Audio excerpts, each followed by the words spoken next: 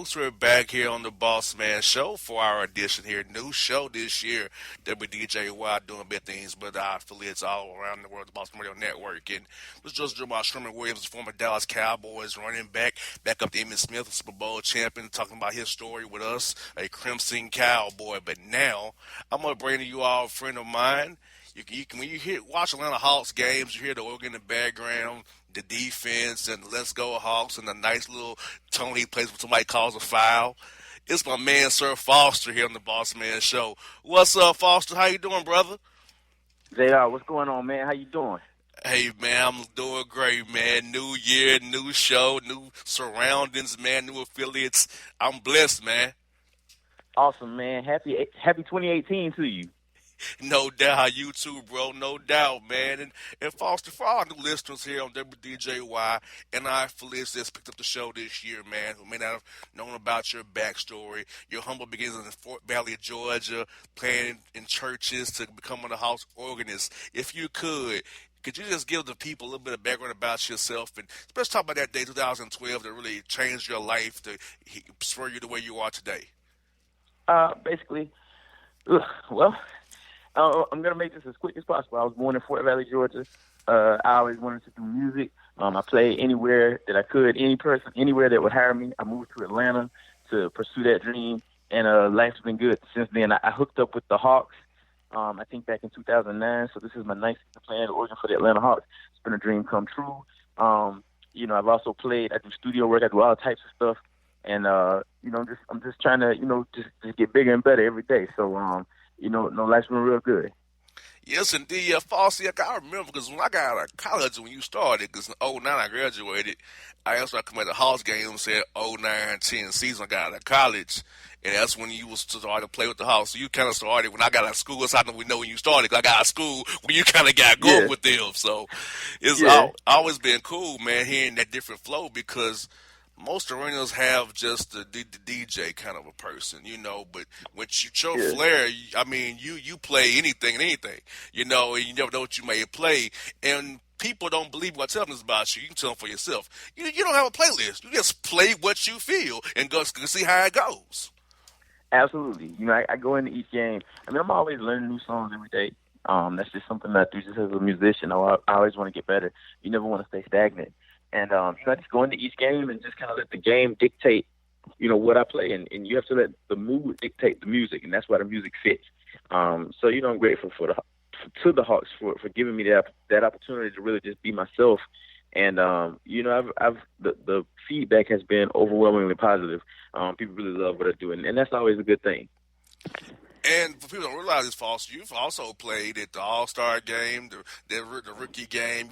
You've done overseas work. People know you for your organistic abilities, man. Like how talented you are with that organ, man. Like how you can plug any song into an organ. Like I never thought I would hear Mask Off on an organ until I heard you do it. You know what I'm saying? Hey, yeah. My philosophy, first of all, thank you. My philosophy has been, if I was sitting in the audience, what would I want to hear? And so that's what I try to bring to the table. I just want to, basically play the music that I like, and that's being true to myself. And I think people connect with that. And you know what's good about Foster? People follow me, Sir Foster, on Twitter, that he will play your request for you. Now, you know how radio stations say, hey, we're going to play your request. You both know that's a lie, because it's always saying to the computer what they're going to play. But with Foster, you get the real request. You send him a song, he may throw a cue it up for you real quick. Yeah, that's true. I've always enjoyed interacting with the people who are listening. That's one of the things. Like, we do this for the people, and so it's rewarding to talk to people. And I tell them, like, yo, if you tweet me and, you make a request, if I play it, just tweet me back. Because it's hard for me to tweet back during the game. But, like, I want to know you heard what you requested. So, I'm doing it for the people, man. That's what it's for. Hey, you sound like my man Morgan and Morgan for the people. Oh, yeah. Oh. Yeah, but I'm not a lawyer, though. Straight up, like, absolutely not. Exactly. Do not call Foster for your legal needs. He cannot help you there. Absolutely not. Yeah. Sir Foster here with us on the Boss Man Show. Now, for you, and also you have had an album out as well, Foster. Now, going from doing the Hawks to going and making an album, okay, you should play in bands as well down in the middle of Georgia doing gigs. So, Mhm. all your musical career and all your musical talents, where you can go, what do you enjoy the most in part of your musical talents you've been doing your whole life? Oh, yeah. People ask me that a lot. I mean, basically, I think I need all of it. I need creating because that's where you really get to be an artist. That's where you really get to kind of put your imprint on the world and say, hey, this is my point of view. This is how I think it should go. But then, I mean, I need performing. I love performing. That's when you really get to see how the people respond to your point of view. You get to connect with people. You get to feed off their energy. I don't think I could do one without the other one. So people ask me all the time, but I have made kind of a lifelong commitment to myself to never just choose one thing because people think I should choose that thing. You know what I'm saying? Like if I feel like I need to do two things, I'll focus on them. So I'm always going to be creating and performing. I got you. Now, for me, with my creative bone foster, it's always when I'm driving to myself or he'll hit me at a random moment when I have an idea or a show topic or a show segment. Mm-hmm. So, for you in creating music and playing music, when does your creative bones get to really juicing and flowing? Is it like when you're by yourself, when you're meditating, when you're working out? When does all that juice to come together like, yo, voila, this is what I want to do? Uh, I mean, it happens at different times. I don't think it happens any. I don't think it happens the same way any two times. It could be riding in the car. It could be in the shower. It could be when I get to the studio. It could be before I get to the studio. It could be while I'm at the gym. It never happens the same way twice. You never know what's going to spark your creativity. So I just go out there and, you know what I'm saying? Like whenever I feel it, I just make sure that I always leave time to create every day so that no matter where the creativity comes, I have a chance to kind of exercise those muscles and get it out. I got you. Like you said, you got to do that, man. Like you said, like you got to leave yourself time to create. So I think it's a lot of time we get lost. A lot of people get lost in it. Not giving themselves time to create and kind of be themselves. What's I look like about you is you have your own style. And then nobody can change that about you. You have your own style. Like I can see what you do, but I can duplicate what you do. You know what I'm saying? That's what people that realize Yeah. about you. Like you got your own little thing, your own style, man. It's unique, and you've made the organ and hip hop one and the same. Like where else we get there before with you, man? I mean, you are a trendsetter, brother. You know that you are a trendsetter, man. You that I guy. appreciate it. I appreciate it. You know, one of the things that I've learned throughout this artistic journey is that you really can't set out to be anything other than yourself. And in the process of being yourself, if you're good at it, if people connect to that, that's what makes you a trendsetter. Because there's no one quite like you. There's no one who has every unique skill that you have or every unique thing about them that you have. So that's the best thing you can be. You just have to refine that version of yourself, and always focus on becoming your best self. So that's something that I've lived by, and it's something that works for me. I hear that, man. Now, I know that you like the Dallas Cowboys, like the Falcons as well, man. It had on Sherman Williams, Emmitt Smith's backup when he played with the Cowboys. Hmm. Is there anything you remember about Sherman Williams when he played with the Cowboys that you can recall from your days of being a Cowboy fan? I have to be totally honest. No, I cannot. I don't remember. I was extremely young then. I don't remember anything. As a matter of fact, it seemed like Emmitt Smith ran the ball every carry. He And did. the only person I remember ever getting the ball other than him was this dude named No, what was the Yeah, fullback's name? yeah, Was Daryl it Moose Moose Johnston. Johnston? That's the only person I ever remember carrying the ball for them other than Emmitt Smith. Like running backs are different now because it's three of them or two of them. But like back then it seemed like they just had one guy and he just ran the ball every play, every down. So, I mean, I don't remember him, but, I'm glad he was part of Cowboy Nation. I'm gonna tell And by the you. way, I'm a Falcons fan though, so I grew up watching the Cowboys. Don't get me wrong, but I'm a Falcons fan. I hear you now. We got this game against LA coming up. How you feeling about that game against LA, the Rams? If you ask me, Foster, that was the best draw to get. Was playing the young Rams outdoors in LA in a warm climate. And know if you beat the LA Rams, you can get Philadelphia with their backup quarterback, Nick Foles, in the following week. Yeah, yeah. Look, I think I'm feeling the same way about this Falcons matchup with the Rams as I felt about Georgia's matchup with Oklahoma, in the sense that it's a high-flying offense that we haven't seen before, and it'll be interesting to see how our defense responds. To be quite honest, the Rams were extremely great this year, but I really don't know how good they are. Does that make sense? Like, the Rams were high-flying, they had a lot of great things, but like they went from worst to first. And so I really don't know how good they are. And I think, like you said, this is the best draw for us to get, because if you ever wanted to take a chance, you want to take a chance with the young team. So hopefully we can go out there and get it done. Exactly, and you force whoever wins that Saints-Panthers game to play Minnesota. And the Minnesota came to Atlanta and beat the Falcons 14-9, but a play here, two there, the Falcons won that game. So I would still trust Matt Ryan over Case Keenum, and I trust Matt Ryan over Jared Goff, and I trust him over Nick Foles in Philadelphia. Absolutely. No argument here. And also, like I said, Foster, we got the Georgia Bulldogs, man, playing Alabama in Mercedes-Benz Stadium for the National Championship game. Good ACC Championship game, 2.0 if you want to look at it. Should have been at least. But you got them coming in there. Now, do you think that the Dog fans will come out in full force and fill that place up and drown out some of those Crimson Tide, Roll Tide people, man? Absolutely. I think it's already happening. I read a report earlier today that said that the Georgia fans are driving up ticket prices on StubHub. So, I think Bulldog Nation has been waiting for this.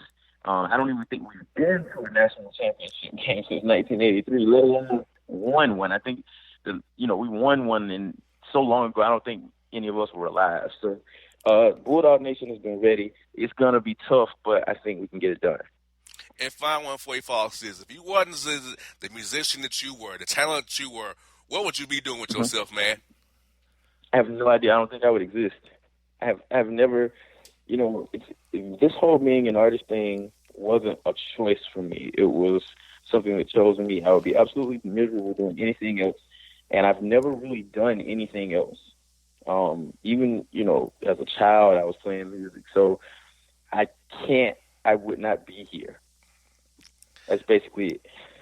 Well, we're glad you're here, man, because you have been a joy to the show, John and myself. You've been a lot to our show and our listeners who in Atlanta who love you. And now I've listened outside of Atlanta here and who's joining in, going to hear about you and follow you, man. And you're, in my mind, you're the best in the NBA at the organ, man, that I've heard. So you my dude for life, man. I got your back. Anything you need from me or John in the show, we support you. Any projects, we got you, bro. Hey, thank you so much. Look, y'all hit me on Instagram at Sir Foster. Within the next month or so, I'm going to be making some really nice big announcements, and as far as some plans about some things that I want to do. So y'all follow me on there, Instagram at Sir Foster, and also on Twitter at Sir_Foster. And as always, you can check out my website, sirfoster.net, and just stay in touch with me. Y'all hit me. We got some big plans coming up, so I'm not going to talk about what those plans are. But I am going to tell you there's some things coming up, so y'all stay tuned for that. No doubt. You heard my man. He's the best, Sir Foster. Check him out, like he said. Foster, as always, my man, thank you for your time. Look forward to seeing you at the Hawks game real soon, buddy. Absolutely, JR. Take care, man. Thanks for having me. All right, folks. Foster here on the Bossman Show.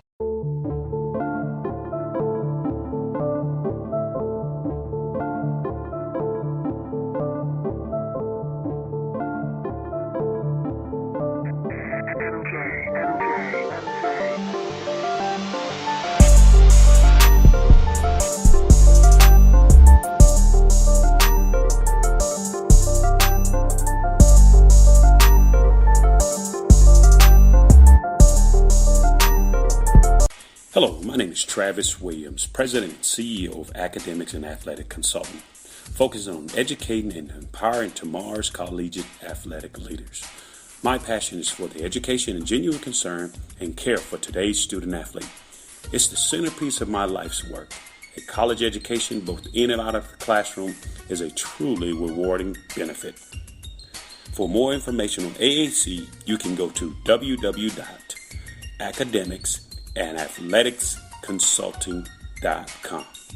Once again, www.academicsandathleticsconsulting.com. Or you can follow me on Facebook at Academics and Athletic Consulting, or Twitter at Coach TWill24, or Instagram Travis L. Williams 24. Or you can call me at 404-542-6079. Once again, AAC is very proud to partner with J.R. McHenry of the Bossman Radio Show, covering sports and entertainment across the country. Please tune in weekly for informative, entertaining, and expert analysis on today's sports and entertainment topics. Thank you.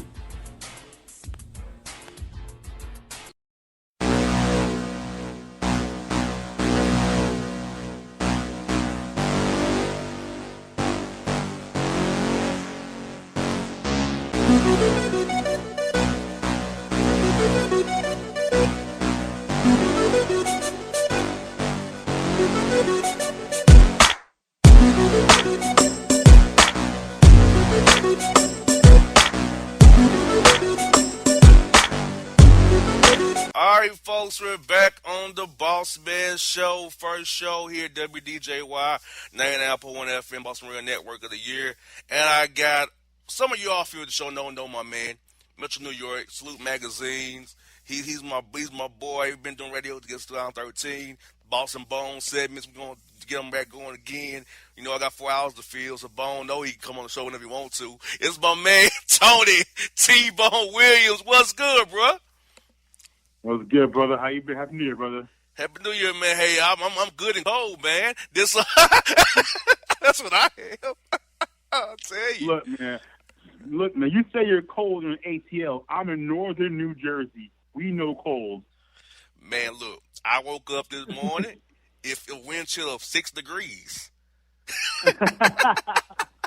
That's pretty cold, man. Yeah, I give you that. That's pretty cold. So bad, Bone. My pipes froze. Oh, yeah. I know how that goes. So, yeah, I ain't had water all day. So I had to go holler at my homeboy house taking me a shower. So that's how bad it is in ATL. We got pipes freezing right now, brother. Yeah, that's actually pretty cold. So I take it back. Okay. See? So I know how you feel sometimes now. You know what's not cold and know what's not good is the Giants. They collapsed this year, man. It was supposed to be a good team, good defense. But I don't know what happened to him, man. So you up there up in the Jersey area, Tri-State area, what the heck went wrong with these guys this year, man? They were flawed from inside out and top to bottom. And we saw that Reese finally got axed because his roster was flawed. I mean, over the last 4 or 5 years, he's hit on maybe a few stars.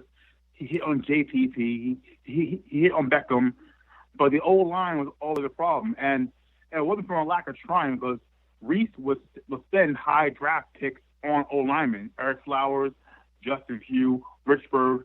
So there are some high-priced, high-quality, high-round offensive linemen, but they haven't panned out as a unit. So that was a downfall right there because Eli, at this stage in his career, he needs protection. He needs a running game because he's not mobile. He's not as accurate on the run, so he needed that safe pocket, and Reese didn't give him one. And what the heck was Ron Jeremy doing up there benching Eli for one game for Geno Smith? What the heck was his problem? I think it might have been one last dash effort to save his job. It didn't work. It was handled so poorly. And you know what? I really don't blame McAdoo as much for the benching. I blame John Mara because John Mara is the owner. He's not hands-on. But nothing major goes through him, goes by the team unless it goes to him first. So he knew about his benching first. And I'm sure McAdoo brought it to attention and probably said maybe it's time to bench Eli. And you know what? John Mara okayed that. So and the fact that John Mara wasn't there in the facilities on the day it happened to actually talk to us media types, that was kind of cowardly, and he dropped the ball on that one. So it's McAdoo's fault. He's the fall guy. He gets axed. But to me, honestly, Mara is the real fall guy. Now, should Gettleman keep Eli? Should Eli go to Jacksonville, reunite with Tom Coughlin this offseason? I would say chances are very slim that Eli plays elsewhere. Look, he's not a ring chaser. He's not chasing a legacy. See, with Peyton was different. Peyton was coming off a major injury, missed an entire season of playing time, and then was fired by the coach. The coach fired him.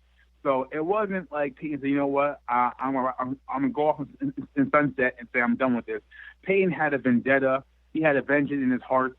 He wanted to chase legacy, chase a ring, and he got one eventually in his last year in Denver. But Eli is not built that way. Eli already has his 2 rings. He already has his legacy cemented. He's already arguably the best Giant QB ever. So I don't see him leaving New York. He loves it here in the area. He loves living in the area. He loves his charity, working in the area. He's just a loyal guy. So unless Gettleman gets really crazy, I can't see Eli leaving. I'll be leaving. I'll be leaving. Now, who's going to be the coach? Is it going to be Spags, Eric Studeville? Jim Schwartz was a hot name early. Now he's going to be cooled down. So, what are you feeling about the Giants coaching search? Who do you think ultimately gets that job up there?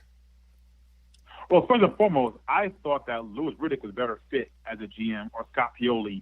But now that we had Gettleman here, he's probably going to want his kind of guy. And I think what they're going to do is probably go with a guy who has a background in defense. And I think that's why he's looking at a guy like Schwartz. To me, it's a meh kind of move if they hire Schwartz. I wasn't a fan of his in Detroit. I know he did good things in Philadelphia. But to me, it's just an ass pick. I would have been pressuring Josh McDaniels, I think, from day one to come and take this job. I think he's now ready to be a head coach again. He's learned the tutelage of Belichick for so long now. He had his learning issues in Denver. I think he's learned from all those mistakes in Denver. I think he's ready and primed to be a head coach again. So for me, my search will probably begin and end with McDaniels. But it sounds like the Giants like Schwartz a lot. I hear folks that's talking to T-Boy Williams on the Bossman show. Turning to the Jets, they extended Bowles and the GM. Oh, that's so very uninspiring. Why did they do that? They didn't make any really improvements. They were tanking, of course, but the Jets stuck in the middle almost. Like their pick's not bad enough where they can get somebody, that's really going to be an impact guy, and it's not too low. It's not in the middle of the pack. So what are the Jets doing, man? So they're in a bad spot up there, man. You know what? I'm probably in the minority. I love the re-signing of Bowles extension. I love McCagnon extension. I think that you have to show your players that we believe in this process, in this journey, and to change coaches and GM again so soon. I think that's what bad organizations do. That's what bad teams do when they flip-flop regimes every other year, hence the Browns. I like that they have a direction. I like the way the young team has fought hard for Bowles. McCagnon, the right thing, he gutted that roster of all the high-priced guys who didn't buy into Bowles' voice. Decker, Brandon Marshall, Revis, Mangold, David Harris. All those guys are no longer on the Jets, and none of them really thrive outside the Jets. So that showed that McCagnon had a vision to part with those guys. So I like what they're doing. I like they're doing a slow and steady pace. Hey, and they had about $80 million in cap space. Now, who they get with that cap space, who knows? Because it could be a hard sell to to have guys come to New York. But I like the vision. I think they have better vision right now than the Giants do, and that's saying an awful lot. Yes, it is. Never thought I hear the Jets are in a better position than the Giants for its vision-wise. I thought the Jets always was the joke of New York, but I guess they are starting to get gangrene back in order. And another New York team is kind of in the playoff hunt. The New York Knicks, life after Melo, must be going okay. They're right below the 8th seed right now in the Eastern Conference. We're fighting for that. So you around the Knicks a lot, and I have a lot of friends on the Knicks. How are you feeling about the Knicks and maybe going to the playoffs, or do you feel like they're still kind of stuck in purgatory, need to maybe make a big splash or tear all the way down again? Yeah, I don't see any big splash happening. I don't see them tearing down. I think they're putting together a nice building block. If Porzingis can stay healthy throughout, he hasn't stayed a healthy full year yet, but if he stays relatively healthy, that is a great foundation to build with. And I like Hornacek's style, his coaching ability, his demeanor is perfect for this area in New York, where he is a kind of a low-key guy. He's a basketball lifer. He's a hooper. He loves basketball. He loves teaching.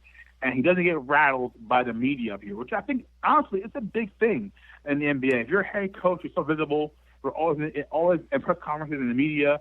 If you can't handle the heat as a coach in the media in New York City, as a Knicks coach, then you shouldn't be here. And we've seen coaches wilt under pressure here in hot lights before. Fisher was not made for this job here in this market. But I think Hornacek is, and I like his demeanor. I like that guys embrace him, and I let that guys play hard for him. They're not very good yet, but I think they're ascending. I think they're on the right track, and I love what Perry and Mills are doing in the front office.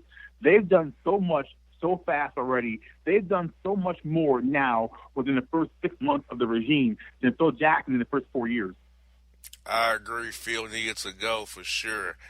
And Phil's probably in this state. We never know. But, Bone, I got a Florida story for you that came across my wire today. You're going to love this.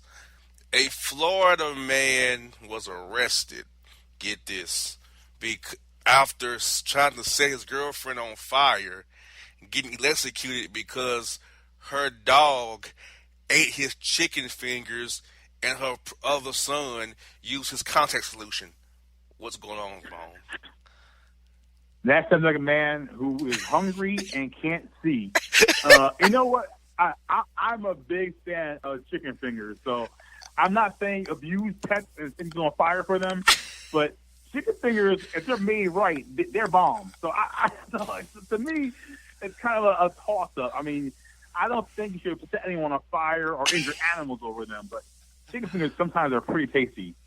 I'm like, this man, we're not even into the year that much, and this man has lost his mind. Like, my man, get some more.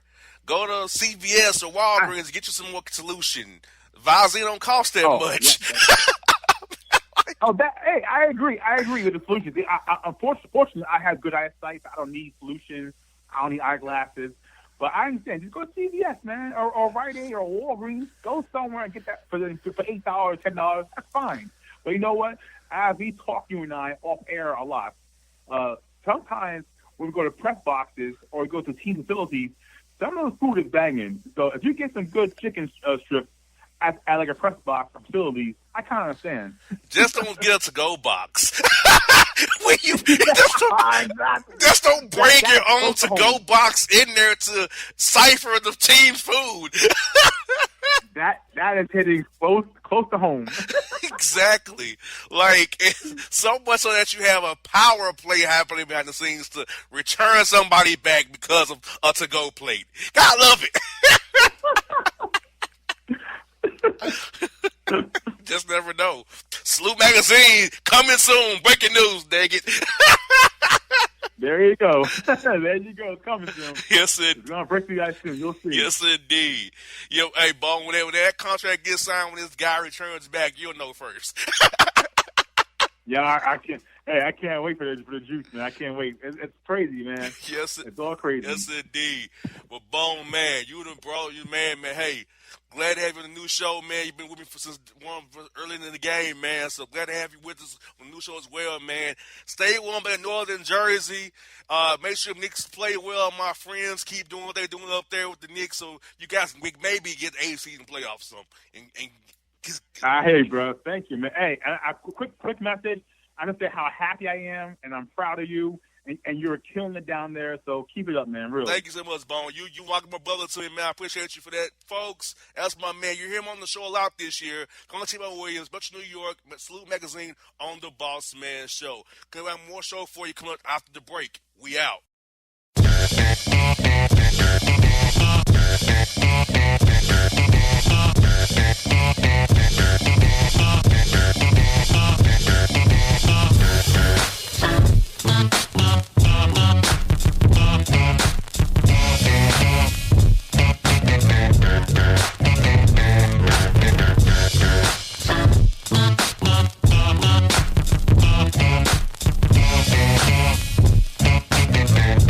Fantasy football season is fast approaching, and if you're looking for an edge this season, you need to contact the guys at Draft Day Consultants. The concept is a simple one.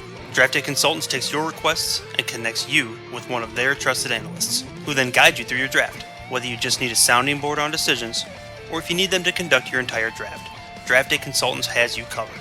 Every one of their consultants has a proven track record of success, and have conducted hundreds, even thousands of mock drafts. Thanks to this year-round research and analysis, the guys at DDC have an unmatched understanding of player values.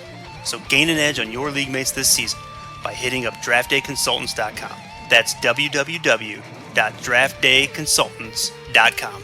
Now get after it, fantasy footballers.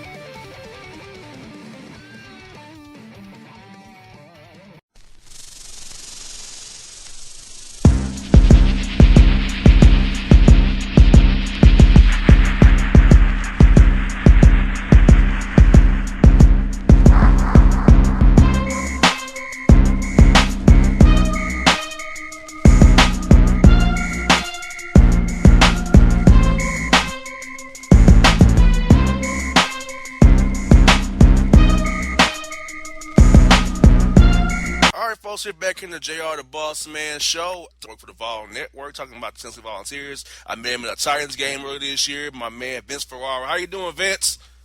I am good. Good to talk to you. And yeah, I was even made it back for the Rams game. Sorry you weren't there to join us in the peanut gallery in the press box.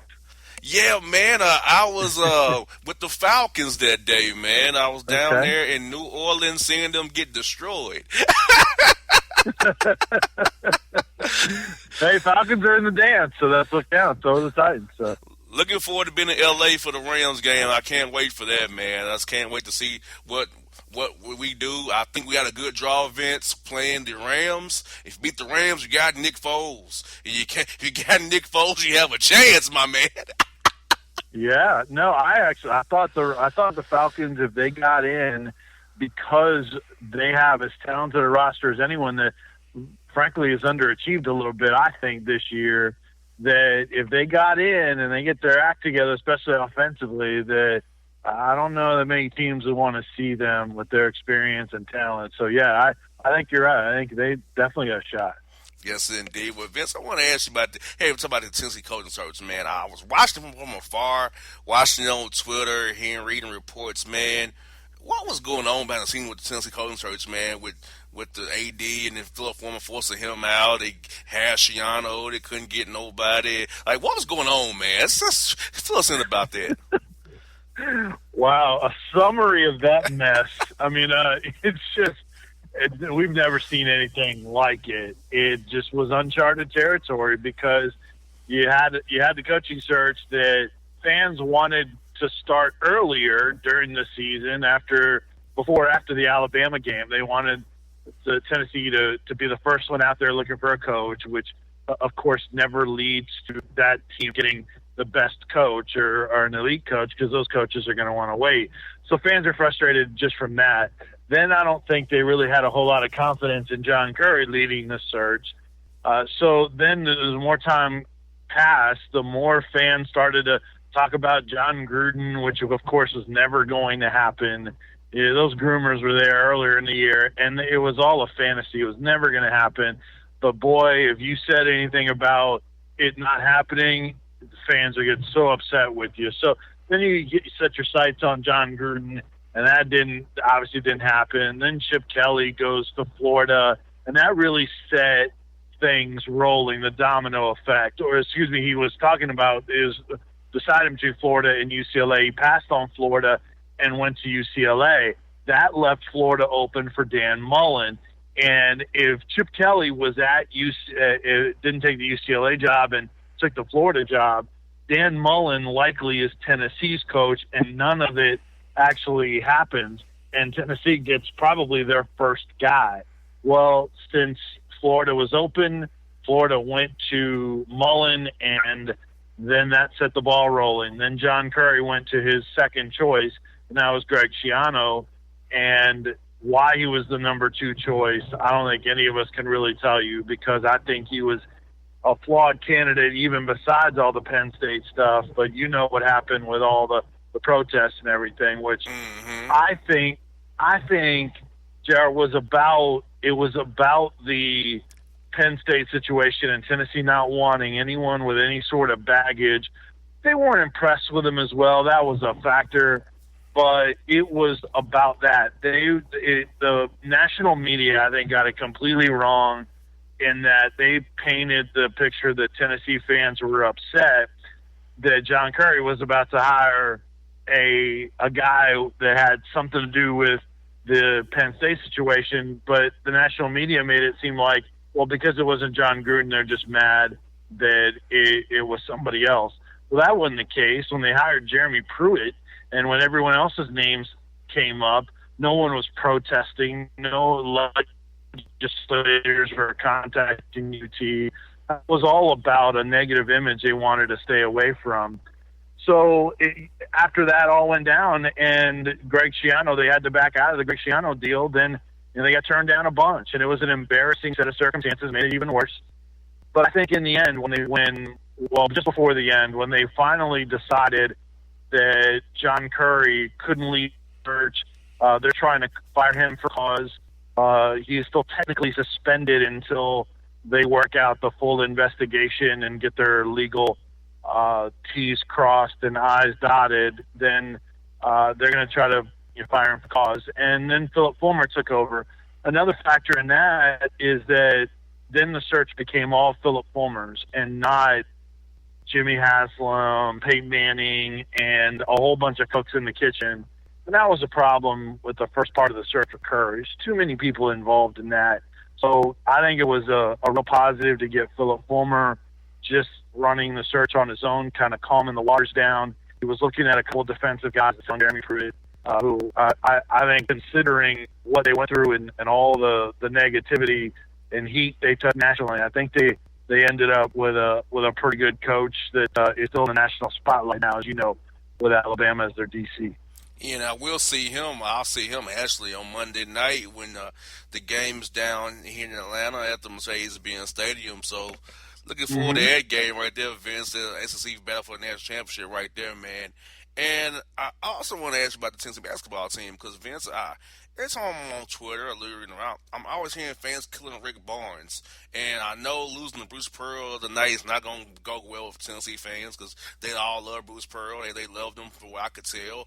Bruce Pearl comes to the arena, going there again, man. So where's the basketball team going, Rick Barnes, and how the fans feeling about Rick Barnes now after losing to Bruce Pearl the other night here? Well, a lot of fans would take Bruce Pearl back in a heartbeat. They don't care about the NCAA issues, lying to the NCAA, all that. So a lot of fans still view that whole deal with him and the NCAA as just a barbecue, which is just so inaccurate. It's about not being truthful with the NCAA. That's the biggest deal, not that he served pulled pork and potato salad to a recruit. And fans think it was just down to a sandwich and a plate, and it's not. It's just wrong. It's just you wanting Bruce Pearl to be your coach, and so you're going to frame it that way. But look, he's in more hot water. I don't know that he survives Auburn in the end if more comes out in that investigation with all the other schools. But last night it was Bruce Pearl's first win in Thompson-Boling Arena as an opposing coach. And so that was noteworthy. He's struggled against Tennessee. His only win was at Auburn when Tennessee went there. So, fans in general, I think, like Rick Barnes, but they're not in love with Rick Barnes because there's this perception that has been there from the jump that he's here just sort of on his retirement tour. And he's just kind of, on his way out of coaching and just has a gig just for fun. And I don't think that's the case. I've been around him. I've talked to him. Obviously I do pregame interviews on the Vol Network for the players. I'm around their players and coaches. I mean, this guy wants to win. He has a high standard for this team. I think it's a pretty good team, but what happened last night in Thompson-Boling Arena was the worst game they played all season. And he called them casual and immature after the game. Even in some other losses, he hasn't been that upset. He said, we need to practice with more consistency. We need to practice like an elite team. But he hasn't really crushed them. He still has had confidence in them being a really good team. But, boy, after last night, his tune changed. And there's some guys that need to check themselves or else they're going to lose minutes. This is his best team, I think. And I think an NCAA tournament type of team. But last night was eye-opening in the wrong direction, and fans have increased their criticism of him a little bit. One, because they want to get to the NCAA tournament and they don't want this team to screw it up. And two is because they want five-star talent. You know how it is. Fans want the elite players. Yeah, they're right. They don't want them to go to they don't want them to go to Kentucky and Louisville and Kansas and all these other schools. They want them in Florida. They want them to go to Tennessee because they have recruited a lot of three-star guys that they could mold and improve and be four-year guys. That's the base. That was their plan. Now they're starting to go after more elite guys. They just haven't gotten them yet, and that frustrates fans too. So they're showing up in decent amounts, but they're not in love with this team yet. because they're of those reasons. And I think only getting to the NCAA tournament and maybe winning a game or two is the only time that I think fans will fully buy into Barnes and this team. I hear you on that one, Vince. Now, just before you go, Vince, I want to get your prediction on the game coming up here on Monday night. Mm-hmm. Georgia, Alabama, who you got, man? Well, I'll say this. I got both of the semifinal playoff games right. I did pick Georgia and Alabama, and it was close for me, especially with Georgia and Oklahoma. I didn't see Georgia winning a shootout like that. I mean, who thought that they could top the 50-point mark in a game with Oklahoma? But when I flipped from Oklahoma to Georgia late because I started thinking about the coaching aspect of it as much as anything else, and Georgia's ability to make adjustments is so impressive, and they did that, and that I think was a big factor in the game. As far as this game goes, it's going to be a completely different type of game because these two coaching staffs and teams, even though they didn't play this year, are so familiar with one another and how they do things. So Georgia's not going to be able to run the ball to that level. Alabama is not going to be able to get away with not being two-dimensional on offense, not being balanced on offense, and just the familiarity of the two coaching staffs. Just going to be fascinating to me. I like Alabama. I think it'll be less than a touchdown win for Bama. I think that front seven has gotten so healthy and so good, especially and with Minkah Fitzpatrick being healthy again. It was an underrated story about their injuries with Fitzpatrick. He's one of the best, if not the best player in all college football. It makes such a big difference. So I just think Alabama's defense is going to be too good in the end in a very close game. I like Bama in what should be a fun all-SEC matchup. I hear that, Vince. But Vince, I'll see you Tuesday night at Vanderbilt. Luckily, I have an off day that day to come up there to that game. So I'll see you there doing your Vol Network thing. And yes, they have a whiteout at Memorial Gym for you guys as always. So I'll be up there for that, man. All right, sounds good. Good to talk to you. Appreciate you. All right, see you, Vince. Hey, it's Mr. Ferrara here on the Bossman Show.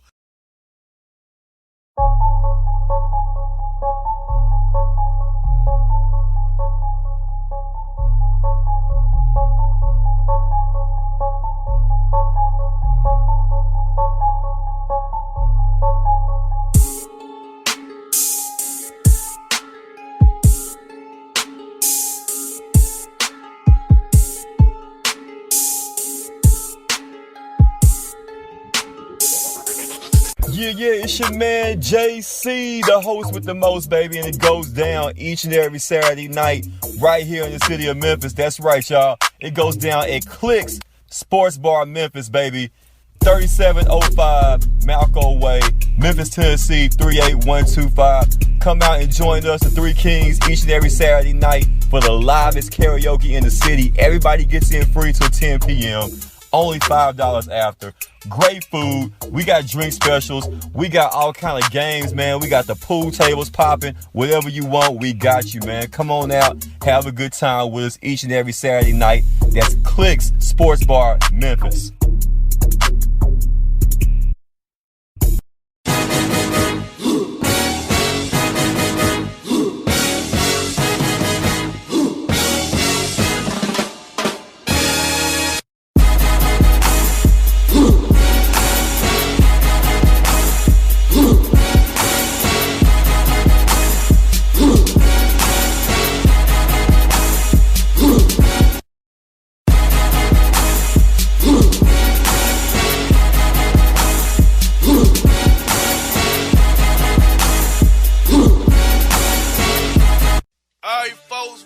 Back on the Bossman Show. It's time for the first three-man weave with JC, JD, and JR here on the Bossman Radio Network, Bossman Show. If so, you hearing Shawty and Low, they know he is. At least we're going west on I-20 through Alabama, up 78 to Memphis, Tennessee.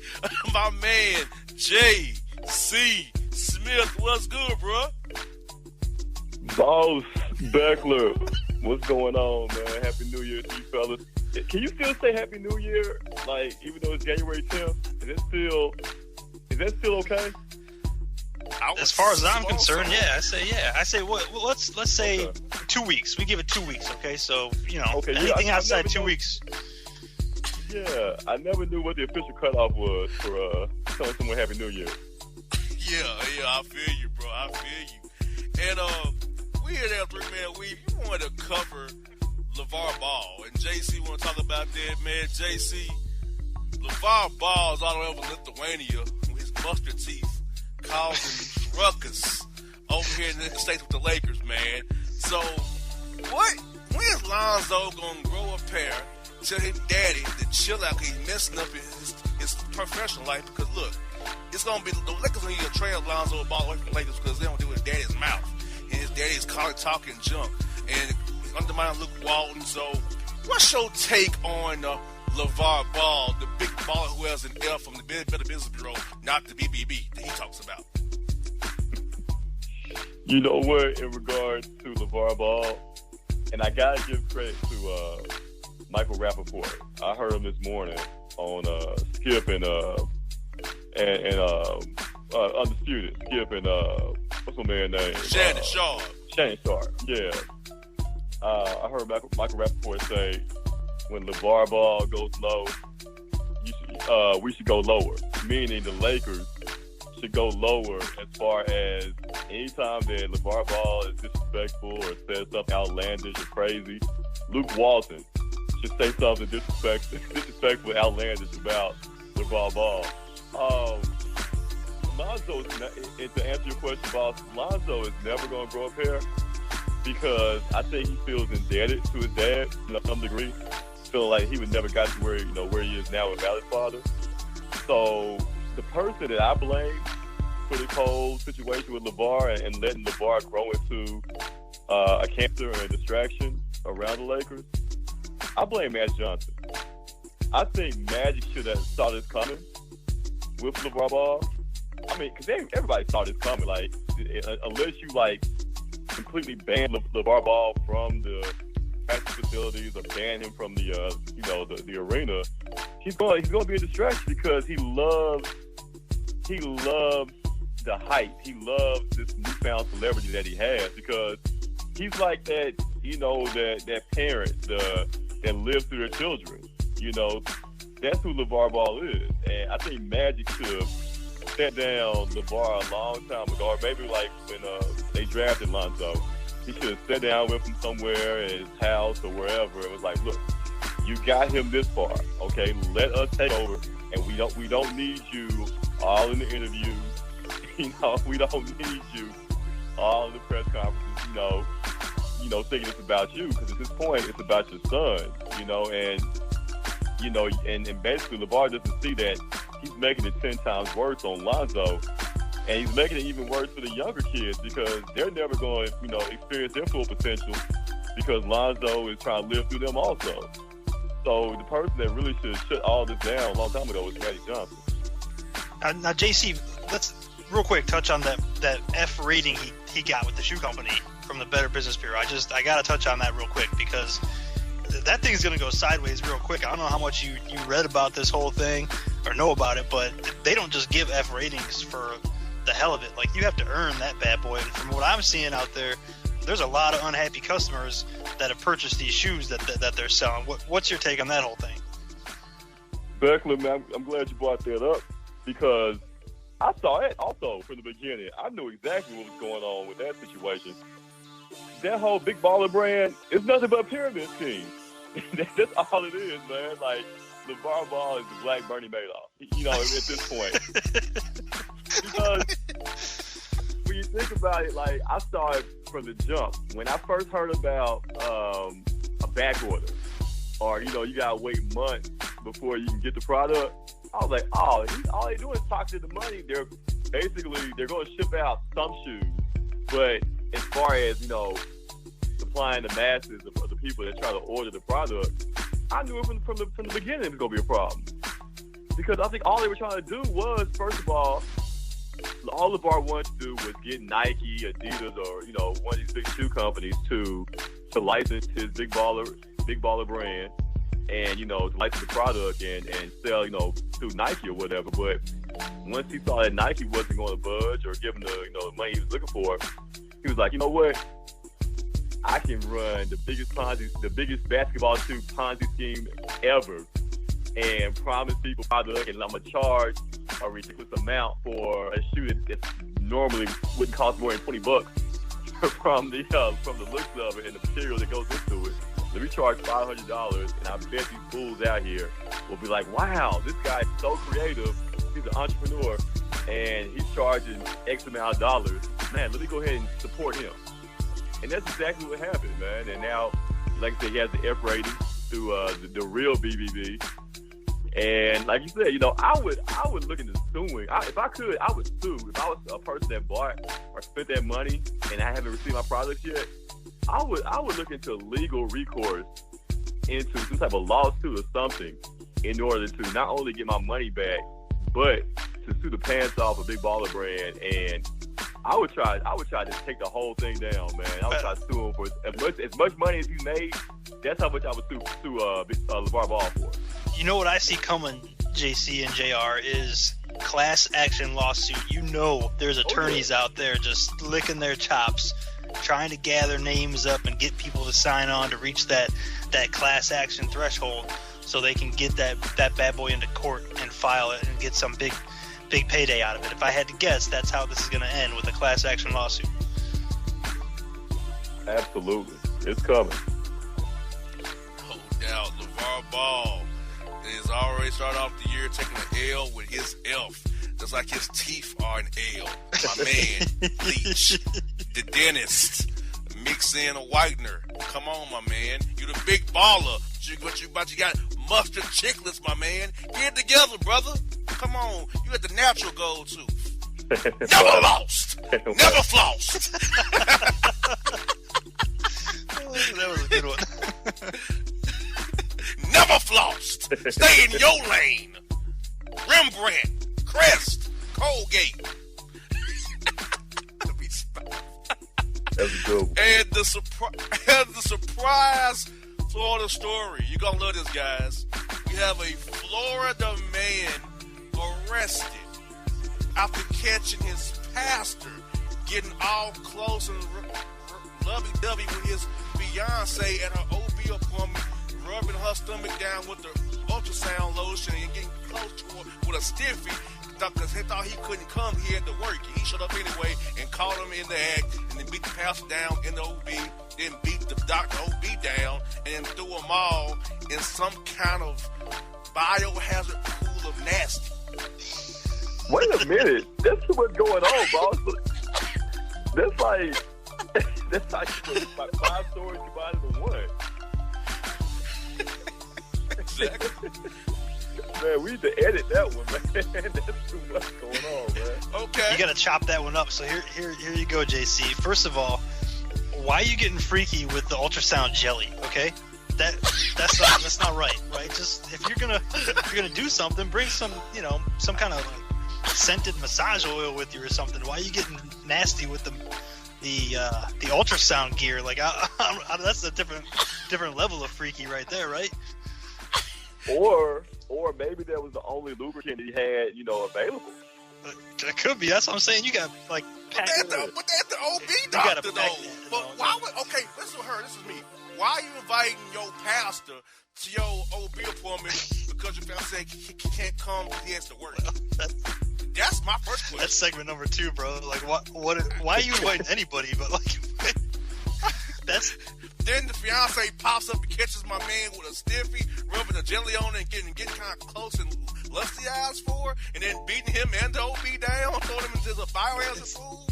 That is some classic Florida. Is there a less romantic place to hook up with your side piece? Because let's be honest, I mean that's what's going on here. This pastor is this chick's side piece, right? So like you can't take her to Sizzler or something. Like what? Like anywhere, bro. Like. Get this girl out to Applebee's or something, and then take her back to your place or Motel 6, whatever, wherever you go. Find a hojo somewhere. But I don't know, dude. Like the obstetrician's office. That's just like, I mean, how do you? I don't know, man. Yeah, that's weird, man. Yeah, I don't know what to say about that one.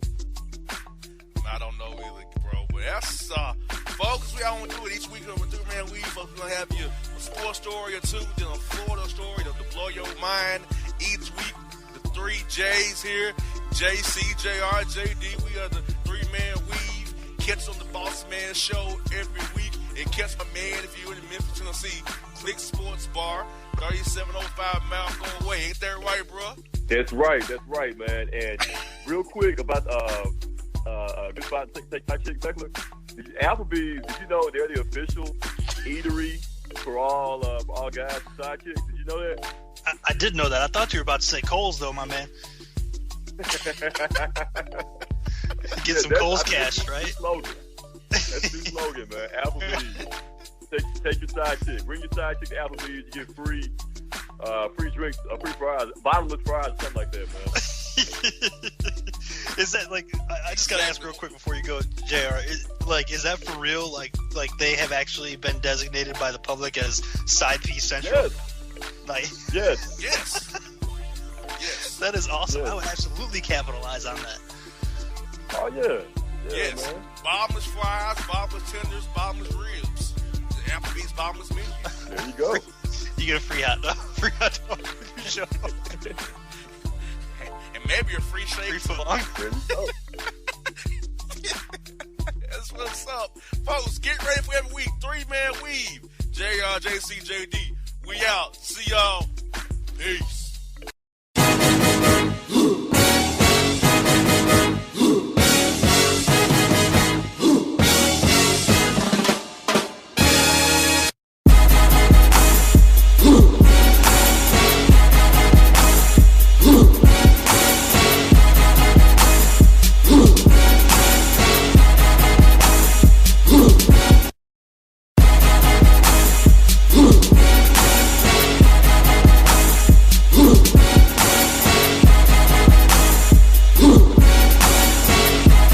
For all your photo, video, and voiceover needs, check out the fine folks at Blueberry Productions. They will take good care of you. If you don't believe me, you can see for yourself. Check out their work at blueberryproductions.tv, the Facebook page, Blueberry Productions, also a Vimeo page, a YouTube page, and it's Blueberry, BLUBERRY, Prod on Twitter. Check them out today. Blueberry Productions, great people, great work, great service. Hip-hop fans, I got a great album for you. The debut album from Family Grind ENT, True Speech and 313 Fresh. We're going to give you 2 discs, 33 songs of pure, genuine hip-hop. Albums available on iTunes, Amazon, Google Play, illstreetrex.com, and streaming live right now on Rhapsody, Beats Music, Spotify, Xbox Music, Slacker Radio, and SoundCloud. Check them out today. True Speech and 313 Fresh. Family Grind ENT.